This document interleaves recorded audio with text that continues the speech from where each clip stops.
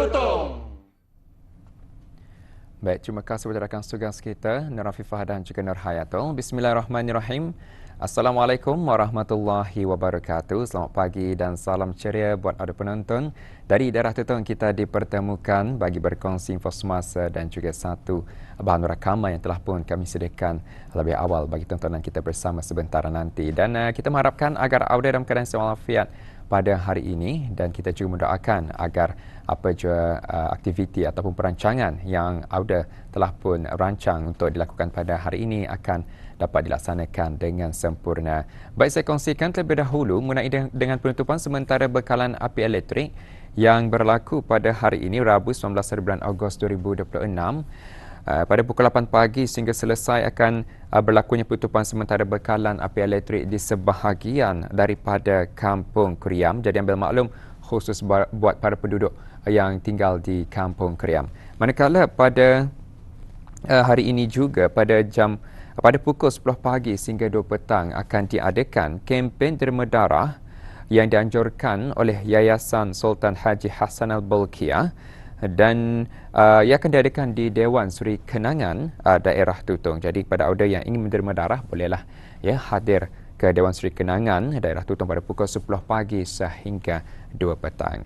Bagi aktiviti cuti sekolah yang dianjurkan oleh Perpustakaan Dewan Bahasa dan Pustaka Cawangan daerah Tutong, untuk hari ini akan diadakan aktiviti eksplorasi minda seperti biasa diadakan di Perpustakaan Dewan Bahasa dan Pustaka Cawangan daerah Tutong dan insya-Allah akan bermula pada pukul 9 pagi ini.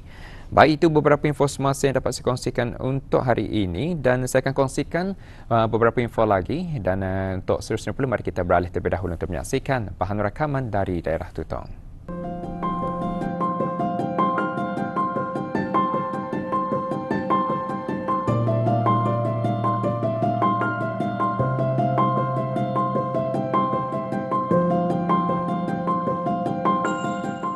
Setiap helaian kain yang dipakai dan perhiasan, khususnya pakaian pengantin Brunei, bukan sekadar melengkapkan penampilan, tetapi tersimpan di dalamnya nilai budaya, adat dan jati diri yang diwariskan dari satu generasi ke satu generasi.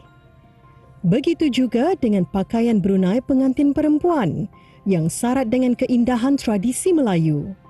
Setiap busana, aksesori dan cara pemakaiannya mempunyai makna serta nilai tersendiri, mencerminkan kehalusan seni dan adat resam masyarakat terdahulu. Jabatan Belia dan Sukan Tutong telah menganjurkan bengkel selama 2 hari di Pusat Belia Tutong sebagai usaha untuk memelihara warisan budaya dan melahirkan juru hias pengantin yang berpotensi dan berkemahiran melalui kongsi sama dari juru hias pengantin dan pengusaha butik pengantin tempatan yang berpengalaman.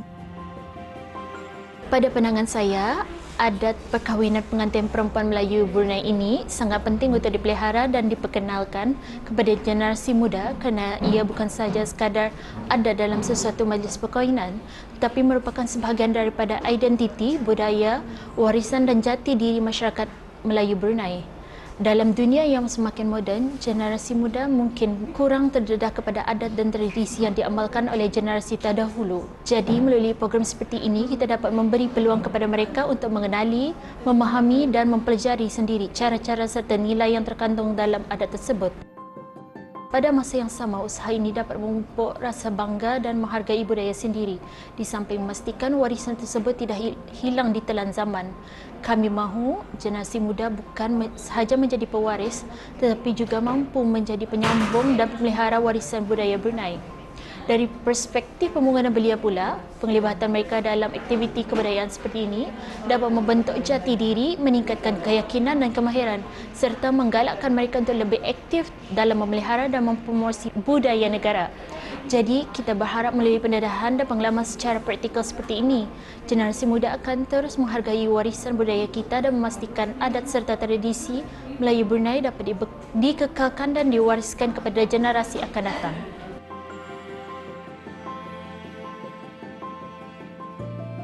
Dalam sebuah majlis perkahwinan, penampilan pengantin perempuan sering menjadi antara perkara yang menjadi perhatian.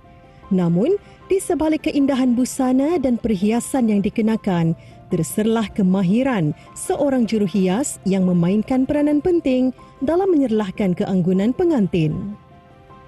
Juru hias pengantin bukan sekadar mahir dalam mengenakan pakaian dan perhiasan, malah perlu memahami adat, tertib serta cara pemakaian busana tradisi yang diwarisi sejak turun-temurun. Setiap susunan, lilitan, aksesori dan perhiasan mempunyai nilai serta makna yang tersendiri. Dengan adanya kemahiran golongan belia, khususnya perempuan dalam bidang ini, sudah tentu perkhidmatan-perkhidmatan mereka diperlukan suatu hari nanti dan menjadi kerjaya mereka baik secara tetap ataupun sampingan. Sebenarnya aku belum pernah mencuba, belum pernah masuk masterclass ni lah sebelum sebatas aku menjadi tukang makeup 10 tahun atau lama pelanjut tu. Dan ini pun baru first time masuk, and aku baru pernah melihat barang tu macam banyak lah, pernah melihat apa yang di sebelum ni lah, pernah lah macam tu.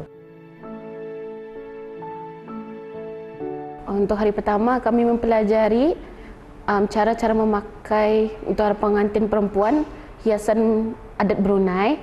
Untuk hari kedua ni kami belajar cara memakeup pengantin. And then terus cara pasang cara pakai pengantin punya aksesorisnya.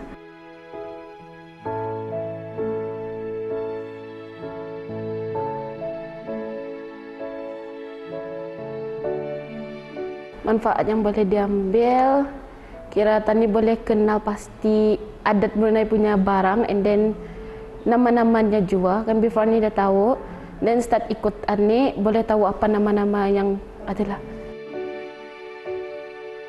Dalam arus kemodenan yang terus berkembang, warisan seperti ini wajar terus dipelihara dan diperkenalkan kepada generasi muda. Kerana apabila kita menjaga pakaian tradisi, kita bukan sekadar mempertahankan sehelai busana, tetapi turut memelihara sejarah, identiti dan khazanah budaya bangsa. Warisan Melayu bukan sekadar untuk dikenang, tetapi untuk terus dipakai, dihargai dan diwariskan.